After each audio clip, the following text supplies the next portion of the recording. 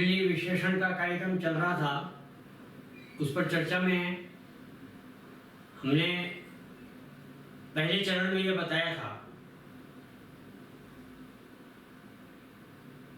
कि व्यक्ति की प्रतिभाएं और स्वभाव, प्रकृति और वृत्ति, इसको समझना आवश्यक होता है और इस पर चर्चा हमने की थी। अगली चर्चा में आज हम यह चर्चा कर रहे हैं कि इस जातका को, जिसका जन्म 7 अक्टूबर 2020 में हुआ है, रात्रि को 11:29 पर उदयपुर में, कौन सी शिक्षा ग्रहण करना उपयुक्त होगा। शिक्षा जीवन का एक महत्वपूर्ण अंग है। व्यक्तित्व के निर्माण में शिक्षा की महत्ता को हम सब समझते हैं। जैसी शिक्षा प्राप्त करेंगे उसी प्रकार की पद प्रतिष्ठा समाज में हमें प्राप्त होती है। तो पद प्रतिष्ठा प्राप्त करने हेतु यह आवश्यक है हम हमारी प्रतिभाओं का पूर्ण प्रयोग करते हुए उस प्रकार की शिक्षा लें जिसमें हम उन्नति के मार्ग तय कर सकें। हमारे लिए कौन सा मार्ग उन्नति का होगा, कौन सा मार्ग शिक्षा के लिए उचित होगा, इसकी चर्चा आज हम कर रहे हैं।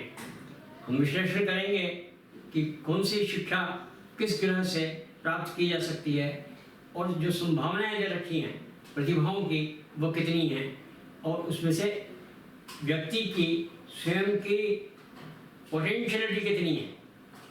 इस पर हम चर्चा को बाद में करेंगे कि वह कितना ग्रहण कर सकता है। अब मान लिया जाता है कि यह प्रभाव का अधिकतम प्रयोग करने का वो सक्षम है, ये मान लेते हैं। सक्षम होना अलग अलग होता है। शारीरिक दृष्टि से यह जानना आवश्यक होता है कि मनुष्य कितना परिपक्व होकर जन्मा है। यदि अपरिपक्व जन्म ले लिया है, उसकी शारीरिक क्षमताएं कम हैं, तो वह शिक्षा प्राप्त करने में समर्थ नहीं होता है, ज़्यादा समर्थ नहीं होता है और जो प्रतिभाएं उसे प्राप्त हो रही हैं उसका प्रयोग पूरा नहीं कर पाता है। इसे सर्वप्रथम लग्न जो तनुभाव है इसको शिक्षा से जोड़ा जाता है और शिक्षा का जो संबंध होता है ये मैं आपको बताऊं वह 5वें भाव से होता है। तो लग्न, 5वां और त्रिकोण ये सृजन का भाव है और सृजन, शिक्षा और संतान दोनों सृजन है। तो शिक्षा का प्रारंभिक स्थिति यहाँ से लेके आती है, उच्च स्थिति यहाँ से लेके आती है, ये तीनों का त्रिकोण बनता है।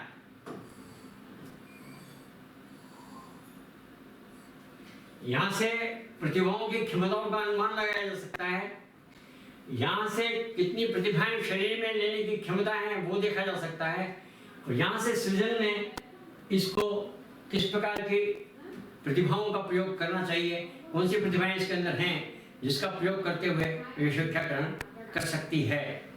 सर्वप्रथम देखने का होता है बुद्ध और गुरु को। बुद्ध को देखें और गुरु को देखें। ये दो शिक्षा के महत्व तत्व हैं। बुद्ध तर्क शक्ति देता है, गुरु स्मरण शक्ति देता है। बुद्ध अनुसंधान देता है तो गुरु सामाजिकता और व्यवहार सिखाता है, सलाहकार बनाता है। तो जब गुरु और बुद्ध दोनों ही प्रभावी हों, जैसा कि यहाँ है, यदि कम प्रभावी हैं तो शिक्षा का निर्धारण करते समय विचार के और बिंदुओं को भी लिया जाएगा। परंतु ये यदि दोनों प्रभावी हैं कि उसकी तर्क शक्ति प्रबल है, उसकी स्मरण शक्ति प्रबल है, उसके ज्ञान का भंडार इकट्ठा करने की स्मरण शक्ति अधिक है और नवाचार यानी नई शिक्षा सीखने की उसकी प्रवृत्ति जिज्ञासा अधिक है, तो वह किसी भी शिक्षा में समर्थ हो सकता है, हो सकती है। तो इसका बुद्ध प्रभावी है, तो इसकी तर्क शक्ति प्रभावी है, इसका गुरु प्रभावी है, इसकी स्मरण शक्ति प्रभावी है।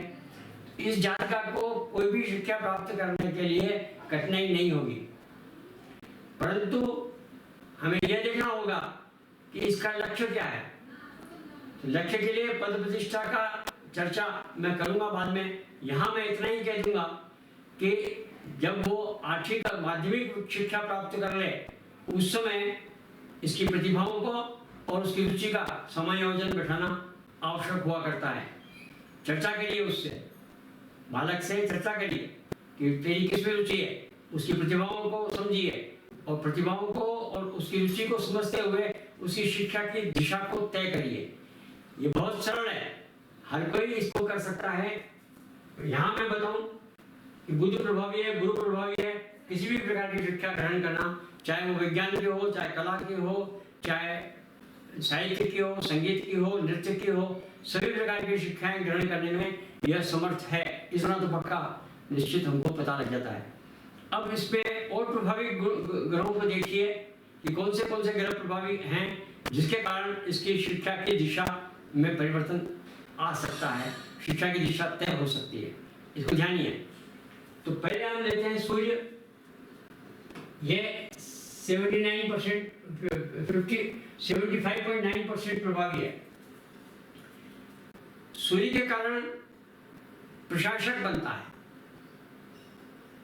उच्च अवस्था को प्राप्त करता है, उच्च पद प्राप्त करता है। तो यह प्रबंध की शिक्षा के लिए उपयोगी होता है। प्रबंधन, मैनेजमेंट, तो मैनेजमेंट की शिक्षा को प्रवृत्त कर रहा है सूर्य, और वो प्रभावी है। यह मैनेजमेंट की शिक्षा उससे लेना आवश्यक है या नहीं है, इसका निर्णय करने के पहले यह देखिए कि बाकी शिक्षा क्या, इसके अव्यय क्या है। यह इस बात को तय करना आवश्यक होगा कि वो नौकरी करेगी, कि स्वयं का कार्य करेगी, या किसी कंपनी को बनाएगी, या प्रोफेशनल होकर काम करेगी, या सेवाएं करेगी। ये सब इसका तय हम अगली चर्चा में करेंगे। यहाँ तो सब इनके ग्रहों के प्रभाव के कारण जो प्रतिभाएं इसके निखारने की आवश्यकता है उसका काम करना शिक्षा में आता है। प्रारंभिक शिक्षा यहाँ से और अगली शिक्षा, उच्चतर शिक्षा यहाँ से ग्रहण की जाती है। इसको समझते हुए हमको समझना चाहिए कि यह क्या कर सकती है। यहाँ यह घर है शुक्र का और यह घर है शनि का। तो शुक्र और शनि तो प्रभावी होंगे, साथ में यहाँ मंगल बहुत ज्यादा प्रभावी है।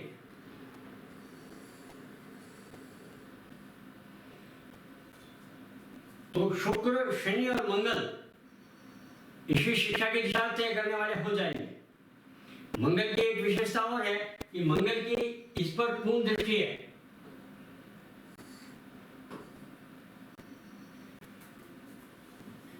मंगल की पूर्ण दृष्टि है तो मंगल सहयोगी भी हो सकता है, मंगल कारक भी हो सकता है। अब कारक क्या होता है, सहयोगी क्या होता है, इसको समझाता हूं। मंगल जब स्वयं कारक होता है तो यह इंजीनियरिंग की शिक्षा दिलाता है। यह शुक्र के साथ प्रभावी होता है तो सर्जन की शिक्षा दिलाता है। और यदि यह चंद्रमा और चंद्रमा के साथ प्रभावी होता है और शुक्र प्रभावी होता है तो यह फिजिशियंस या मेडिकल साइंस की शिक्षा दिलाता है। तो मेडिकल साइंस के लिए देखा जाए तो चंद्रमा कम प्रभावी है, सर्जन बनने के लिए यह उपयुक्त होता है। तो सर्जन की शिक्षा ग्रहण करना है तो उस प्रकार से ये अपने को तैयार कर सकती है। बुद्धि है, स्मरण शक्ति है, कार्य शक्ति है, साहस है, पराक्रम है, और मंगल का जो कारकत्व है वह सर्जन, चाकू चलाना, शस्त्र चलाना, तो सर्जन का कार्य होता है, वह कार्य करना उचित रहता है। अन्यथा यदि वह कारक नहीं होता है तो उसका दूसरा तत्व है मोटिवेशन। वो हर क्रिया में मोटिवेट करता है। तो एक तो खेल जगत, शुक्र के साथ मंगल होता है तो खेल जगत में मोटिवेट करता है। तो खेल जगत की शिक्षा लेना भी इसके लिए उपयुक्त हो जाता है क्योंकि शुक्र प्रभावी है। और शुक्र प्रभावी होने के कारण मेडिकल साइंस भी पढ़ सकती है। परंतु उच्च शिक्षा में यदि हम देखें तो ये शनि आ रहा है तो शनि जो है ये न्याय प्रधान होता है, इसको दंडनायक बनाता है, उच्च अधिकार प्राप्त कराता है, न्याय या उच्च अधिकार। अब यह तय करना कि वह न्याय कानून की शिक्षा ग्रहण करेगी, वह शुक्र के हिसाब से या मंगल के हिसाब से मेडिकल साइंस पढ़ेगी, या वह बुध खाली बुध के हिसाब से, क्योंकि 3, 6 ये 12 ये जो है लग्नेश है, ये बुध का है, तो यह कॉमर्शियल मैनेजमेंट की पढ़ाई करेगी। सभी व्यवस्थाओं को करने में यह जातक का समर्थ है, परंतु 8वीं 10वीं कक्षा के उत्तीर्ण करने के बाद इसके साथ विचार विमर्श होना चाहिए, इसके अंतर्मन में क्या चल रहा है, क्योंकि अंतर्मन जो होता है वह उसकी प्रतिभाओं को निखारने में सहयोगी सिद्ध होता है। हम इतना सहयोग कर सकते हैं कि उसे ये बता सकते हैं कि आपकी प्रतिभाएं किस किस प्रकार की हैं। आप अच्छे प्रशासक बन सकती हो, आप अच्छे डॉक्टर बन सकती हो, आप अच्छे न्यायाधीश बन सकती हो, अच्छी वकील बन सकती हो, अच्छी सलाहकार बन सकती हो, एक कंपनी चला करके खुद की या दूसरे की कंपनी में सलाहकार बन करके उच्च पद पर प्रतिष्ठित हो सकती हो, या सरकारी नौकरी में भी प्रतिष्ठित हो सकने की संभावनाएं बनती है। तो निश्चित रूप से आपकी पद प्रतिष्ठा जो होगी वह एक उच्च अवस्था की होगी, क्योंकि शनि प्रभावी है, गुरु प्रभावी है, तो शिक्षा का जो लक्ष्य तय करना है इसके लिए थोड़ा समय लगाना पड़ेगा। और ये जब मिडिल क्लास पास कर ले, 10वीं की कक्षा में पास कर ले, जब उसको विषयों का चयन करना पड़े तो वह एक विषय अधिक चयन करे ताकि उसकी आगे की गुंजाइश बनी रहे। 12वीं में 3 विषय ले ले और 3 विषय लेकर के उसको अपना विषय का अपनी रुचि के हिसाब से आगे के जो परिवर्तन करने हैं उसको समझ सकने में इसको सिद्ध हो, यह बात आपको ध्यान रखने की आवश्यकता है। आपको हर ग्रह का मैंने बता दिया। शुक्र में एक बात और है, शुक्र प्रभावी होने से होटलिंग,